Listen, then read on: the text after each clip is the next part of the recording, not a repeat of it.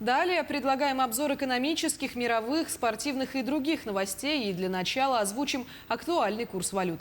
По информации Центробанка России, 1 доллар стоит сегодня 72 рубля 56 копеек. Евро остановился на отметке 85 рублей 46 копеек. Покупает сегодня американскую валюту по лучшей цене Solidbank 72,70, а продает по лучшей цене Азиатско-Тихоокеанский за 73 рубля 22 копейки.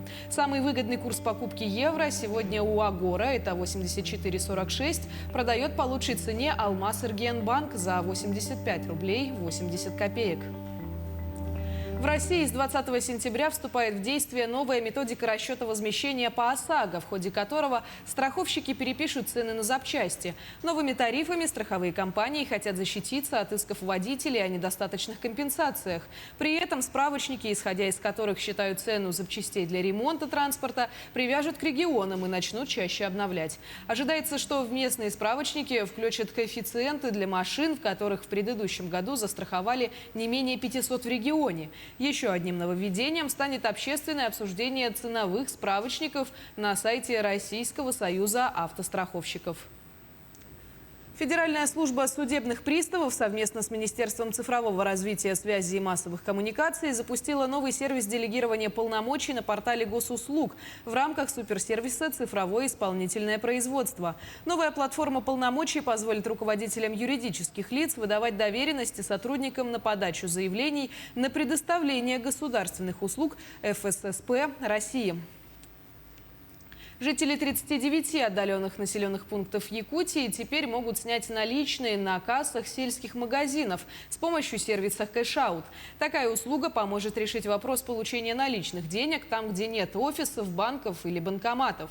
О необходимости снять наличные надо предупредить продавца и уточнить, есть ли в кассе купюры нужных номиналов.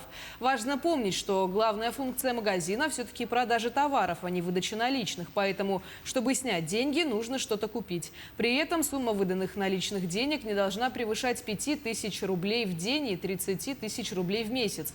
Получить наличные можно только с помощью дебетовой карты. С кредитной такая возможность не предусмотрена. Об этом пояснила главный экономист отделения Национального банка республики Оксана Осипова. Число торговых предприятий, оказывающих услугу кэш-аута на территории республики, будет увеличиваться. Обязательное условие для работы этого сервиса – высококачественный интернет. Кроме того, снять наличные без банкомата можно в большинстве почтовых отделений республики. Сделать это также можно при помощи терминалов на кассах. Начало осени в ряде районов Якутии ознаменовалось запуском интернет-связи. Только за последние 2 недели в более 45 населенных пунктов появилась глобальная сеть интернет. Какие это населенные пункты и о планах цифровизации региона в материале Дмитрия Тымырова. 16 сентября в 4 труднодоступных арктических населенных пунктах появился глобальная сеть интернет. Это стало возможным благодаря запуску здесь спутникового интернета. Это Среднеколымский, Абыйский и Верхоянский район. Вот. Сегодня вместе с Arctic Telecom, вместе с ГУП «Космические системы» запустили в отдаленных населенных пунктах спутниковую связь со скоростью приема 5 мегабит в секунду, что позволяет, в принципе, на спутниковом сегменте спокойно проводить ВКС, пользоваться всеми услугами интернета. Это Бетенкёс, Абый, Налимск, Алсардах. Также на этой неделе в 2 труднодоступных селах Татинского улуса запустили спутниковый интернет. Это такие села, как Тамтор и Булун. Здесь заработал спутниковый интернет, дозор, телепорты. Все это стало возможным благодаря упорной работе региональных властей с федеральным центром. Наши партнеры, космическая связь в лице генерального директора Алексея Константиновича, с ними активно работаем. И в 4 наших муниципальных районах, Абыйском, Верхоянском, Среднеколымском районе, обеспечена сегодня достаточно хорошая, качественная интернет-связь через спутниковый канал. Будем в дальнейшем расширять наше сотрудничество и обеспечивать такую связь в других населенных пунктах арктической зоны нашей республики. Для нас этот проект приоритетный. Мы с нашими коллегами и товарищами из Арктелекома уже неплохо взаимодействуем. Мы вчера посчитали уже около 150 населенных пунктов на территории республики при помощи спутниковой связи.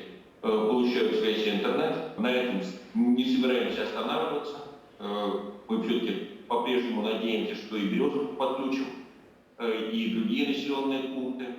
И более того, я должен сказать, что мы также рассматриваем возможность участия спутниковой связи и в подключении удаленных социально значимых объектов. Между тем, по словам руководителя Arctic Telecom, региональные власти ведут работу по ценообразованию предоставляемых услуг, чтобы она была доступна для каждого жителя региона. Министерство инноваций сейчас ведет очень активно большую работу, чтобы каким-то образом стоимость спутникового ресурса субсидировался для операторов. Вот. Поскольку аренда спутниковых каналов, она, так бы сказать, всегда была недешевой. Вот. Но на рынке, естественно, понятно, что решает конкурентная среда. Если спутниковый интернет охватывает отдаленные северные и арктические районы Якутии, то в центральной части республики всемирная паутина добирается в населенные пункты республики волоконно-оптической линией связи. Так, в начале сентября глава Якутии вместе с Ростелекомом дали запуск высокоскоростному интернету в 43 селах региона. Это большой результат. И это результат самоотверженного труда, в первую очередь, конечно же, работников Ростелекома. Я бы хотел выразить им огромную благодарность в сложнейших условиях и пандемии, и лесных пожаров, которые у нас этим летом были. Они мужественно выполнили свои задачи, преодолели все трудности. Я благодарен компании, каждому сотруднику за надежное партнерство, за нашу общую работу, которая на самом деле дает возможность людям жить в самых отдаленных уголках нашей республики и быть на связи со всем миром. Так, с 2011 года Ростелеком инвестировал в развитие телекоммуникационной инфраструктуры региона более 5 миллиардов рублей. А по итогам 8 месяцев этого года линия оптоволокна стала доступна 43 населенным пунктам 12 районов Якутии. За 10 лет мы подключили 288 населенных пунктов к оптическим линиям связи. Мы дали более 88% населения доступ к высокоскоростному цифровому интернету. В этом году у нас есть 3 пилотных арктических территории, где запустили безлимитные спутниковые тарифные планы для жителей. Так, благодаря очередному запуску ВОЛС, Хангаласский район стал 4-м цифровым районом республики, где все населенные пункты подключились к сети интернет. Строительство волоконно-оптической линии связи охватило 7 муниципальных образований Хангаласского улуса. Это начиная с села Терпюр до села Исиль и всех заречных массивов, включая труднодоступные населенные пункты. В каждом населенном пункте к оптической линии связи подключены социальные объекты, в том числе объекты почты, образования, медицины и иные учреждения. Отметим, что помимо Хангаласского цифровыми районами Якутии считаются Нюрбинский, Чурапчинский и Мирнинский. В ближайшее время этот список должны пополнить северные и арктические улусы республики. Могу приоткрыть завесу, что 5-м районом будет Аймиконский. Да, в этом году мы подключаем последний населенный пункт вместе с компанией «Импульс», да, и, соответственно, у нас будет 5 уже районов, которые полностью подключены к интернету. Хочу еще сказать, что мы на Восточно-экономическом форуме обсудили с Ростелекомом подключение Анабарского района. Вот буквально сегодня коллеги подтвердили, что мы из Оленька через Жилинду пойдем в Соскалах и Юрюм-Хая. Это большой прорыв, мы выйдем впервые на Северно-Ледовитый океан и надеемся там на Юрюм-Хая подключиться к Волсу, который пойдет по Сибморпути. Таким образом, якутские населенные пункты начинают присоединяться к всемирной паутине интернет, и их число с каждым годом будет только увеличиваться. Дмитрий Тымыров, Джулстан Иннокентьев, Павел Пахомов, Якутск. И к другим, не менее важным темам. В республике началась работа по догазификации населенных пунктов. В программу социальной газификации в регионе включены почти 5000 домов. По указу главы республики в регионе создан региональный штаб под руководством председателя правительства Андрея Тарасенко. А региональным оператором по догазификации населенных пунктов является Саха-Транснефтегаз.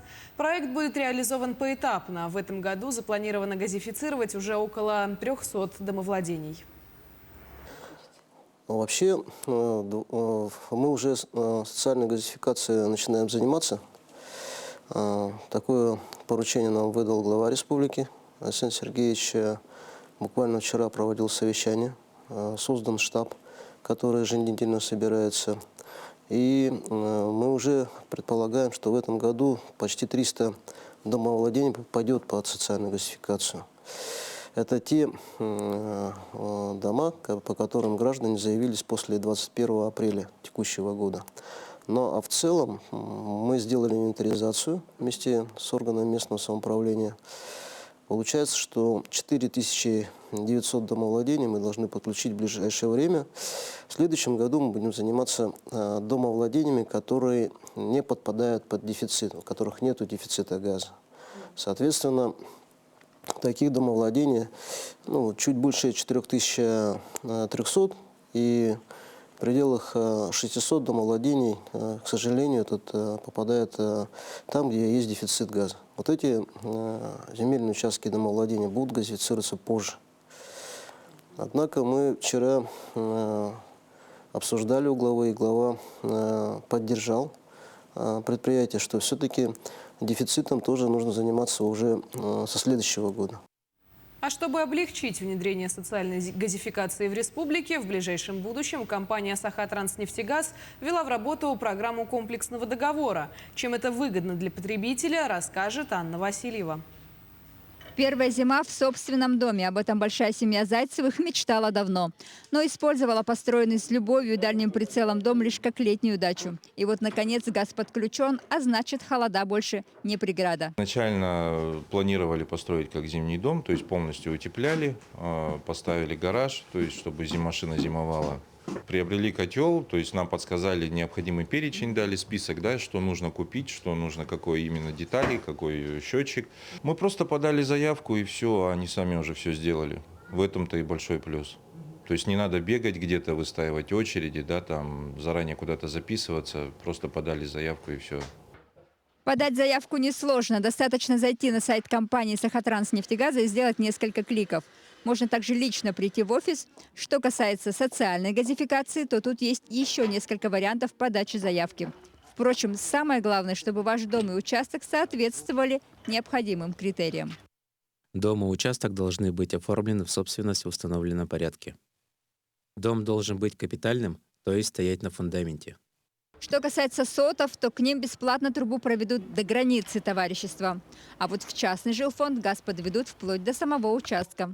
Подключение же к дому оплачивает по-прежнему собственник, и вот здесь на помощь приходит комплексный договор. Проще говоря, газ под ключ. В рамках комплексной газификации мы делаем абонентам под ключ. То есть мы проводим строительно-монтажные работы уже внутри земельного участка. То есть мы газифицируем жилой дом, гараж, баня и так далее. То есть мы сейчас предлагаем эту новую услугу в рамках социальной газификации. Сначала будет проведена догазификация, то есть в первую очередь газ проведут там, где уже есть магистральные трубы. В этом году «Сахатранснефтегаз» планирует техническое присоединение 800 частных домов только в Якутске. И свыше 4600 домов до конца 2023 года по всей республике. Анна Васильева, Екатерина Амосова, Павел Пахомов, Якутск.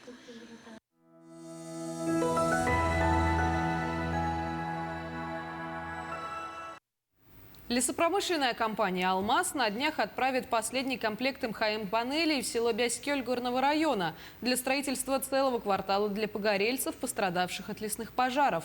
Напомним, после сообщения в соцсетях о некачественных материалах, поставляемых в погоревшее село, компания признала свою ошибку и более тщательно стала следить за качеством продукции.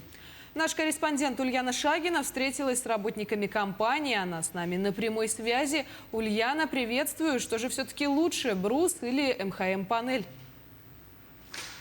Надежда, приветствую тебя. Мы сейчас находимся на заводе, где день и ночь проходит работа по изготовлению МХМ-панелей для материалы для села Бяскёль. Напомню, это погорельцы. Этим летом там произошел лесной пожар. И, конечно же, жители все ждут, когда же дома будут готовы. Ну, скажу, что ребята здесь работают в 2 смены. Работа очень сложная, но на самом деле объемы все идут по тем срокам, которые уже заранее были обговорены. Ребята все успевают, и рядом со мной сейчас находится директор завода «Алмаз» Петр. Добрый день. Добрый день. Ну вот скажите, пожалуйста, работы много? Да, мы с 17 августа непрерывно уже без выходных работаем, уже месяц с лишним получается. Изначально мы взяли обязательства по подготовке 24 домокомплектов, в том числе МХМ-панели, пиломатериалы. Но в начале сентября этот объем у нас увеличился, и теперь мы до 27 сентября должны подготовить 31 домокомплект. Ну, мы до эфира уже посмотрели, да, на самом деле это очень такой сложный, трудоемкий процесс.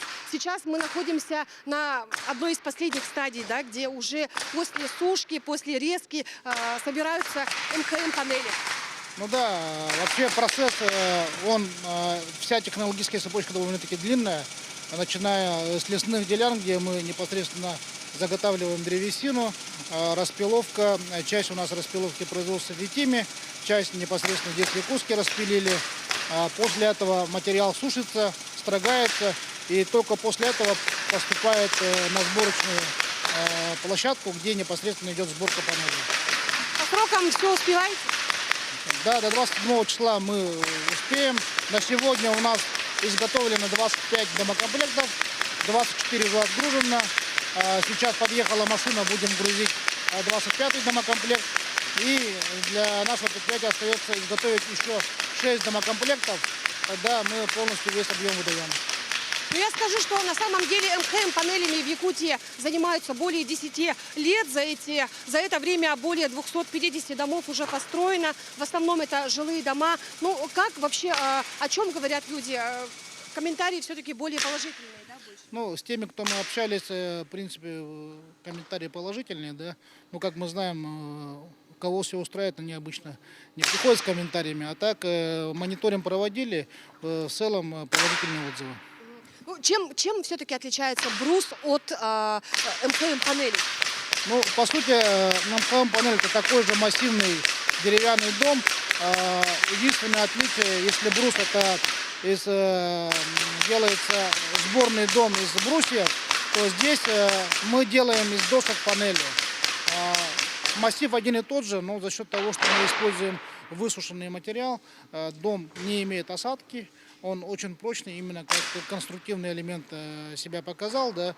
Это показало не сиюминутно, на протяжении 10 лет мы убедились, что панели несут очень высокую нагрузку именно на прочность. Ну и быстро собирается дом. Ну, это тоже один из плюсов, да, то есть непосредственно сборка самого каркаса дома, она занимает не так уж много времени. Да, требуется большегрузная техника, но в среднем дом где-то 80-90 квадратных метров собирается за 2-3 дня.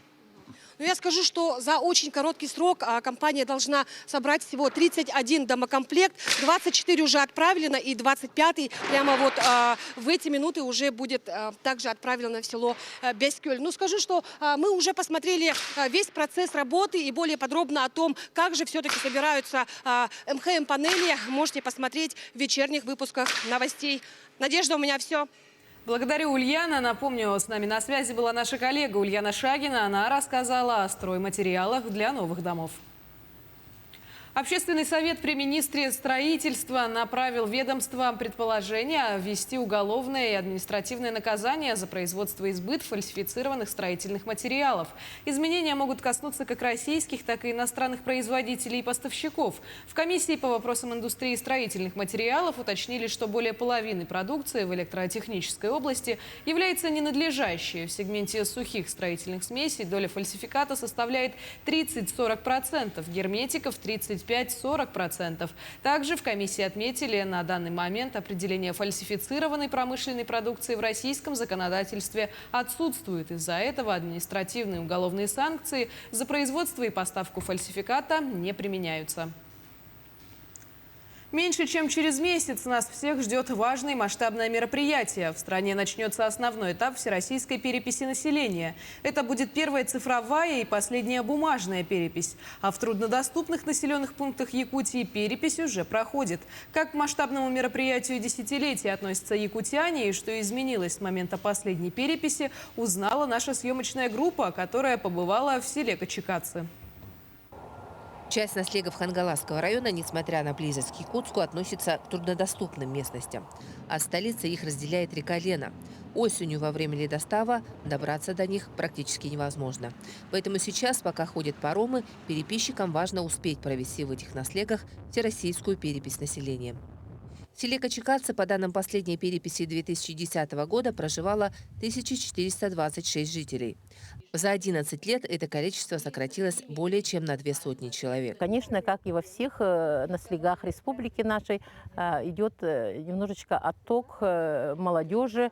Молодежи что надо? Благоустройство, и именно чтобы жилье было с отоплением, со всеми удобствами. Несмотря на это, жизнь в наслеге кипит. И с момента последней переписи здесь произошло много позитивных перемен. И это чувствуется на настроении сельчан. Переписчикам, они тоже местные, жители наслега относятся благожелательно. Руслана Платонова большую часть дворов, которые у нее в плане, уже обошла. Сегодня пришла в семью Максимовых. Здорово! Перепись!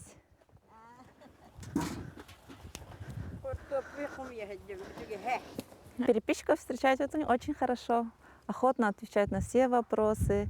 Вот старшее поколение очень радуется, когда приходишь, разговариваем, долго сидим. Ну и так чай пьем, да, предлагают конфеты, шоколадки. Все проходит очень хорошо. Ответы на вопросы переписной анкеты особых трудностей не вызывают. Да они и простые. Образование, национальность, род занятий, источники доходов, семейное положение. Все данные счетчик вносит в новенький электронный планшет. Бумажные анкеты только на всякий случай. Первая цифровая перепись в стране даже в селах не вызывает удивления. Мобильная связь, интернет здесь давно не в новинку. Только вот многим, особенно в людям в возрасте, пока процедура участия в онлайн-переписи не совсем понятна. Новый способ у нас – перепись через портал госуслуги, на который каждый гражданин в основной период заходит и переписывает себя и всех членов своего домохозяйства. Это самый удобный и безопасный способ. В любое время, с любого устройства вы переписываете и себя, и всех членов своей семьи. Если же гражданин уже принял участие в переписи онлайн, то пришедший к нему переписчик только отметит у себя этот факт. В небольшом селе все друг друга знают. Новости доходят до всех со скоростью WhatsApp. Поэтому и объяснять, зачем нужны собираемые данные, особо не нужно. В селе с нетерпением ждут переоборудования котельной, который сейчас топится дорогим дизтопливом и обеспечивает теплом только полсела. Скоро здесь обещают провести тепло во все дома. Для этого переведут котельную на сжиженный газ. Если пилотный проект окажется успешным, его распространят на другие села республики, куда магистральные газопроводы не протянуть.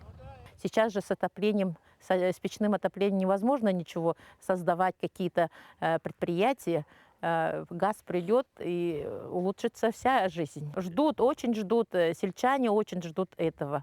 Чтобы строить социально-экономические планы и их корректировать, нужны новые данные, которые собираются во время проведения всероссийской переписи населения. До конца сентября перепись проведут во всех труднодоступных населенных пунктах республики.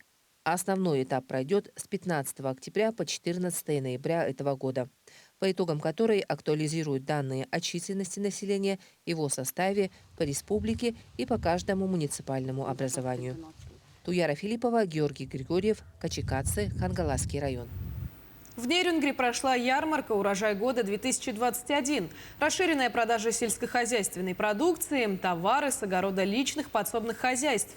Об осенней ярмарке в материале наших коллег. Традиционная осенняя ярмарка «Урожай года» встречает своих покупателей разноцветием овощей и разнообразием фермерской продукции. Несмотря на то, что осенняя погода, настроение у всех участников ярмарки ярмарочное. За много лет осенняя ярмарка стала доброй традицией в Нерюнгринском районе. Приобрела своих постоянных участников и покупателей. На прилавках представлены овощная, мясная, молочная и колбасная продукция гостей из улусов и местных производителей. Работаю в этом поприще 25 лет. Значит, свиней у меня сегодня 9 голов на забой, остальные растут. А коровок 10 дойных, плюс 7 телят, 17 голов КРС. Кролики, курочки, все прочее. Для всех присутствующих был организован небольшой концерт с участием творческих коллективов. Нерюнгринцев с открытием ярмарки поздравил заместитель главы Нерюнгринской районной администрации Александр Трофимов. Но не все желающие смогли в этот день представить свою продукцию. У нас сельхозтоваропроизводители не просто вкусная еда, но это еще плюс обеспечение продуктовой безопасности. С нашими ковидными ограничениями многие хотели приехать, но не смогли. Эти ограничения нам помогают сейчас именно сохранить ситуацию у нас в районе. Товар быстро разошелся с прилавков, что не может не радовать продавцов. А покупатели остались довольны свежим ассортиментом представленных товаров. Ирина Кичигина, Вадим Барашков, Нерюнгри. Более 1500 человек прошли обучение в школе здорового питания, запущенной в Якутии для продвижения здорового образа жизни. Школа уже разместила на YouTube-канале Республиканского центра общественного здоровья свой базовый курс. 4 видеоурока на тему рационального питания для всей семьи. Также школа каждую неделю ведет на платформе Zoom онлайн-уроки на темы питания для жителей старше 65 лет при постковидном синдроме и по теме «Здоровое питание, крепкий иммунитет». Стать участником школы может каждый, у кого есть доступ к интернету. Главная задача – в доступной популярной форме информировать жителей о правильном и здоровом питании как управляемом факторе риска развития хронических заболеваний. Обучение позволит формировать правильное пищевое поведение, рациональное отношение человека к своему здоровью. Перейдем к мировым новостям. Лава подошла к жилым домам и заблокировала дороги на испанском острове Пальма. Власти и экстренные службы страны экстренно эвакуируют около 10 тысяч человек. Вулкан Кумбре-Вьеха начал извергаться утром 19 сентября. Правительство региона считает, что потоки, скорее всего, переместятся на юго-запад в жилые и лесные районы, прежде чем достигнут побережья. А в Соединенных Штатах продолжают бушевать лесные пожары. На днях калифорнийские пожарные укрыли от огня гигантскую секвойю «Генерал Шерман», чей возраст оценивается более чем в 2000 лет. Несмотря на огнеупорную кору, специалисты считают риск для древнего дерева слишком высоким в этом году. О том, как прошла операция по спасению исторического дерева, смотрите далее. Лесные пожары, полыхающие на западном побережье США, угрожают не только людям и инфраструктуре. В опасности также уникальные деревья, которых и без того в мире осталось мало.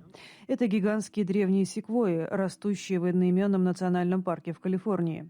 В их числе и генерал Шерман, которого пожарные и работники парка решили укрыть огнестойким материалом. Генерал Шерман считается самым большим деревом в мире. Его высота составляет 83 метра, а диаметр 11 метров. Он также наиболее популярен у туристов, которым, впрочем, сейчас вход в парк закрыт.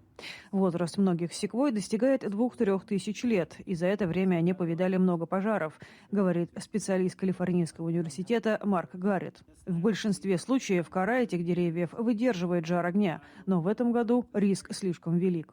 В пятницу площадь ближайшего к лесу секвой пожара под названием KNP увеличилась почти до 4500 гектаров. И это только один из 3 десятков пожаров, действующих в штате с июня. Группа американских туристов, один из которых заблудился на склоне горы Эльбрус на высоте около 5000 метров, в снежные штормы подал сигнал СОС. 4 спасателей Эльбрусского высокогорного поисково-спасательного отряда МЧС России отыскали гражданина Америки. В центре Парижа канатоходец пошел по стропе на высоте 70 метров от Эйфелевой башни до театра Шайо, который организовал это представление в рамках фестиваля искусств. Подробности рассказывает Татьяна Гамозова.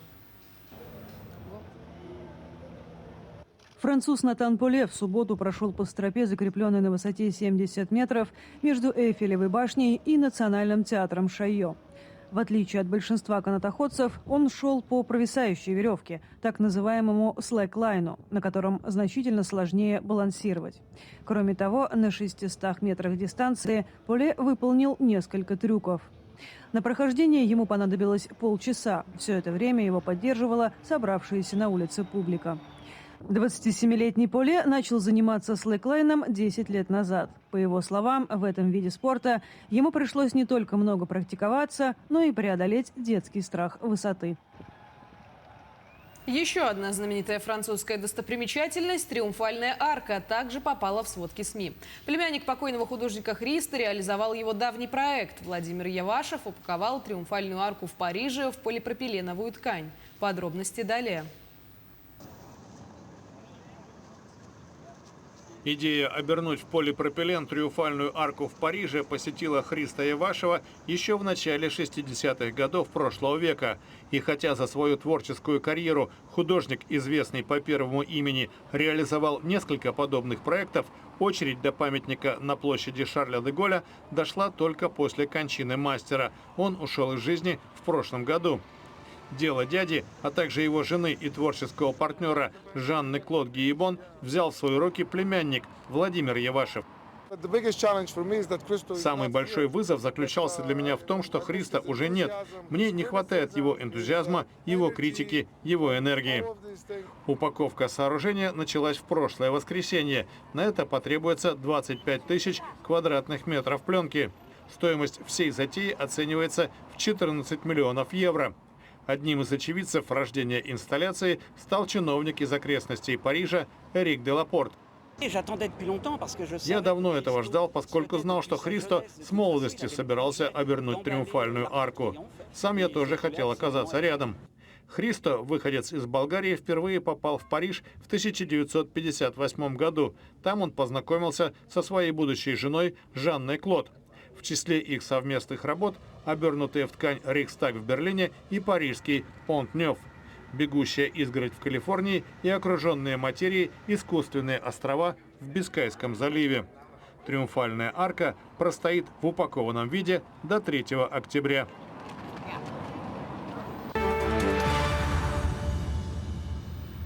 Ровно 75 лет назад, 20 сентября 1946 года, состоялось открытие первого Каннского кинофестиваля. На конкурс было представлено 46 фильмов, 11 из них получили главную награду – Гран-при кинофестиваля. От СССР приз получила картина «Великий перелом». О том, какие еще знаковые события произошли 20 сентября в разные годы, узнаем в нашем следующем сюжете. На календаре 20 сентября. Сегодня отмечают Всемирный день риса, День пиццы пепперони, День общественно полезного человека, День устраивания спонтанных чаепитий и Международный день летучих мышей. Из профессиональных праздников сегодня отмечают День рекрутера. Это праздник сотрудников, которые оказывают услуги по профессиональному подбору кадров. По народному календарю в эту дату чтут память преподобного Луки Каппадокийского, игумена Глубокореченского. В народе этот праздник посвящают луку. Люди начинают сбор урожая. До этого дня лук нового урожая не принято употреблять в пищу. В праздник хозяйки готовят блюда из красного и фиолетового репчатого лука. Также следили за приметами. Если на луке много шелухи, то погода будет морозной. События в этот день. В 1792 году во Франции разрешены разводы. В этот день в Санкт-Петербурге основана первая в России консерватория. В Петербурге открылись высшие бестужевские курсы, первый в России женский университет. Советский ледокол «Литки» завершил первое плавание Северным морским путем, совершенное за одну навигацию. В этот день родились Фадей Беллинсгаузен, русский мореплаватель, адмирал. Сид Чаплин, английский писатель. Григорий Пажинян, советский российский поэт, писатель. Софи Лорен, итальянская актриса, певица, обладательница премии «Оскар». Джордж Мартин, американский писатель, сценарист, продюсер. Именины в этот день отмечают Ян, Степан, Сава, Петр, Николай, Михаил, Макар, Лука, Лев, Иван, Евгений, Григорий, Василий, Андрей, Александр. А самое важное событие сегодняшнего дня – это, безусловно, подведение итогов прошедших выборов. Напомню, выборы проходили по всей России. 17, 18 и 19 сентября россияне выбирали депутатов Государственной Думы в 9 субъектах глав регионов, еще в 39 региональные парламенты. В Якутии в эти минуты региональный центр избирком подводит итоги выборов в республике в рамках пресс-конференции, которая проходит в Якутске. Наиболее высокую явку показали 7 районов – Анабарский, Оленёкский, Верхневилюйский, Горный, Усть-Алданский, Татинский и Амгинский. В целом явка на 3% выше, чем была в 2016 году. В досрочном же голосовании приняли участие 9428 избирателей. 46 671 заявление поступило о включении в список избирателей по месту нахождения. Также в ходе выборов от избирателей поступило 738 звонков. Стало известно, что текст тотального диктанта-2022 готовит писательница, переводчик, сценарист, лауреат премии «Большая книга», национальный бестселлер, русский букер и «Ясная поляна» Марина Степнова. Участники будущего года напишут текст о жизни мальчика-подростка, который живет в Воронеже конца XIX века и готовится ко встрече с первой любовью. «Тотальный диктант» – ежегодная культурно-просветительская акция, направленная на формирование интереса к изучению русского языка и повышение уровня грамотности носителей языка и изучающих русский язык как иностранный и неродной. В 2022 году диктант напишут 8 апреля.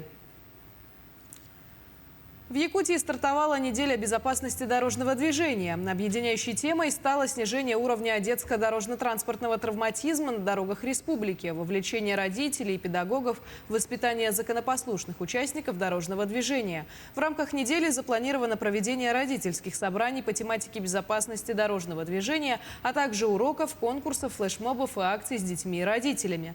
21 сентября пройдет единый день безопасности дорожного движения для обучающихся педагогических работников и родителей. А 23 сентября представители образовательных организаций, родительской общественности и госавтоинспекции республики примут участие во Всероссийском родительском всеобуче по профилактике детского дорожно-транспортного травматизма. На площади павших борцов в Волгограде состоялось праздничное мероприятие, посвященное открытию восстановленного собора. По окончании концертной программы вниманию зрителей было представлено великолепное лазерное шоу на стенах восстановленного собора. Волгоградцы своими глазами смогли увидеть историю создания Царицынского храма, его разрушения и восстановления утраченной святыни. В завершении лазерного шоу для жителей и гостей Волгограда прогремел праздничный салют. Волгоград стал одним из центров празднования 800-летия князя Александра Невского. Днем Александро-Невский собор осветил патриарх Кирилл, а президент РФ Владимир Путин в телеграмме поблагодарил всех причастных к этому событию, способствовавшему восстановлению исторической справедливости. Храм строился на народные пожертвования. Его попечительский совет возглавлял губернатор Андрей Бочаров.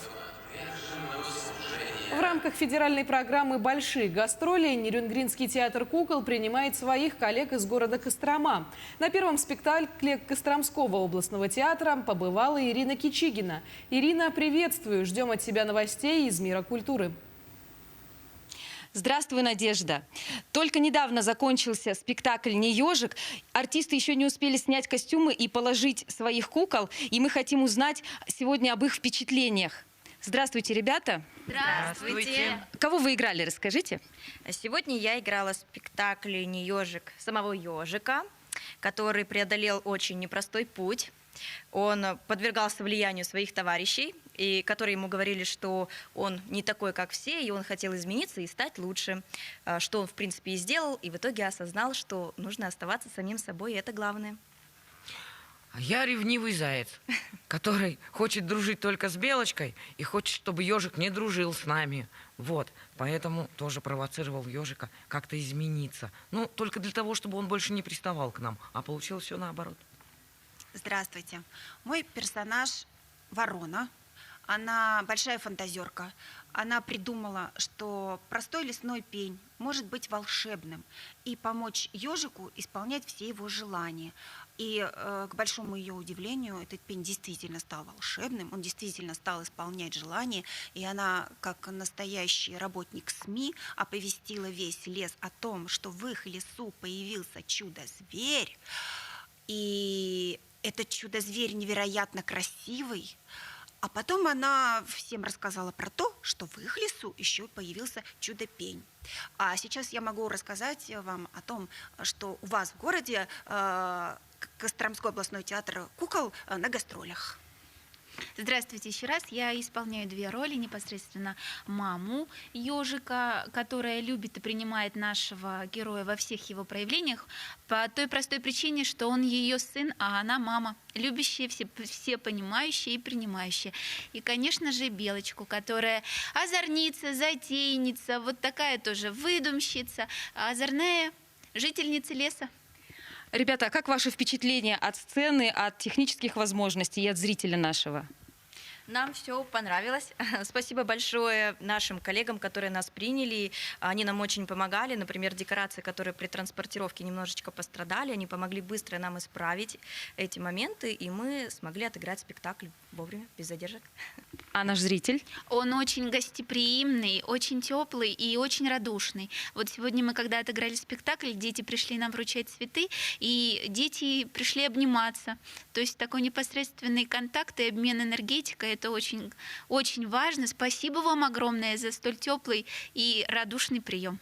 Ребята, кто это рядом с вами сидит, расскажите. Наш главный режиссер. Здравствуйте, а я режиссер этого спектакля «Не ежик», который благодаря федеральной программе «Театр детям» с 2017 года жив и здоров в нашем театре, чему я несказанно рад. И еще действительно главный режиссер этого театра, который приехал к вам на гастроли.